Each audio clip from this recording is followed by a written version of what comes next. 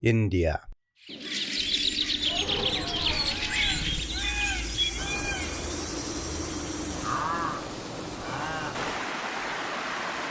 It's hard not to be overcome by it. Hustle and bustle. Scores of humans. Every sound and smell imaginable.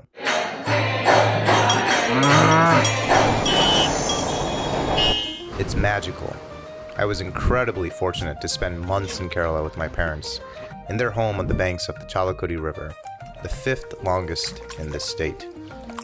Kerala is a state of surreal beauty, a place that invites reflection and contemplation.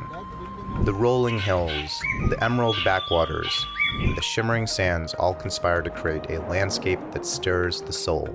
The lush greenery, the pristine waters, and the abundant sunshine create an atmosphere of peace and tranquility that seeps into one's very own being.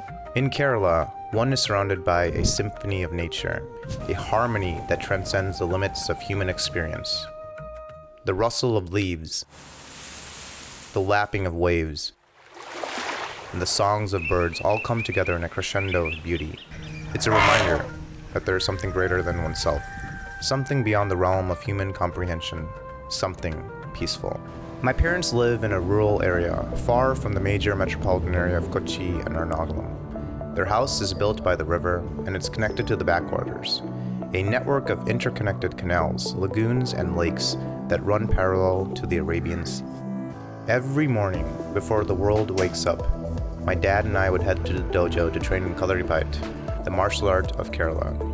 Starting off our days with swords and clubs, the weapons of our ancestors, surprisingly didn't feel out of place or violent even. It was calming and focused.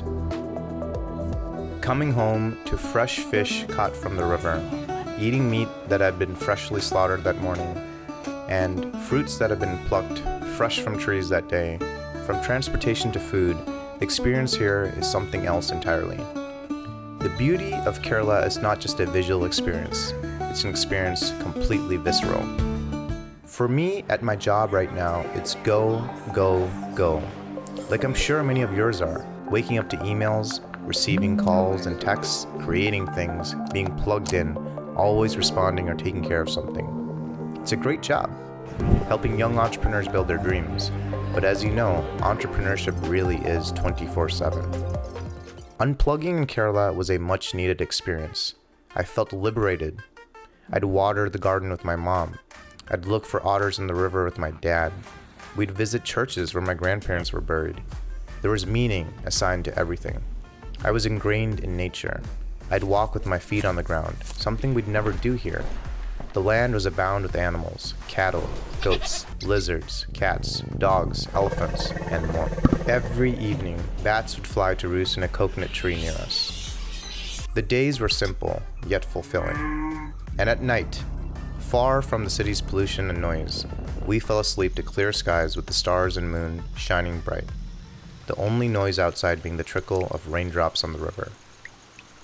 In America, I feel like very few of us are at peace. We are anxiety-prone because our lifestyles are so demanding and fast-paced. When can we ever afford to slow down? Velocity is the nature of business. But here, finally, I got a chance to decelerate, to stop pedaling, think about where I'm pedaling to, and sometimes to not pedal at all. I do not mind competition, stress, and demands. I thrive on it. But simultaneously, I can appreciate the special moments I shared in India with my parents.